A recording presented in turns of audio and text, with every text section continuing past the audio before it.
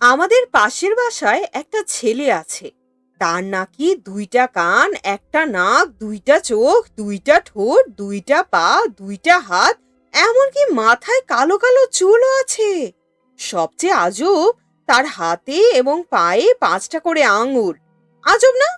আমি থাকি ট্রাইটোনিয়াম গ্রহের ৭ম উপগ্রহের ৪৯ SSF নম্বর বাসায়।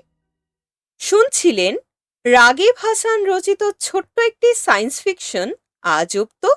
পাঠিয়েছিলাম আমি তাফান্নুম তানজিম শিফা। ফিকশন ও এর পাঠ সম্পর্কিত যে কোনো মতামত এবং পছন্দের কোনো গল্প, কবিতা, উপন্যাস, নাটক আমার কণ্ঠে শুনতে আগ্রহী হলে কমেন্ট করে জানান। গল্প ভালো লাগলে বন্ধুদের সাথে শেয়ার করুন, কারণ ভিউ, লাইক, সাবস্ক্রাইব আমাদের প্রতিনিয়ত কন্টেন্ট তৈরিতে অনুপ্রেরণা যোগায়। আমাদের আজকের আয়োজন এখানেই শেষ। সবাই সুস্থ থাকুন, শুনতে থাকুন গল্পজ।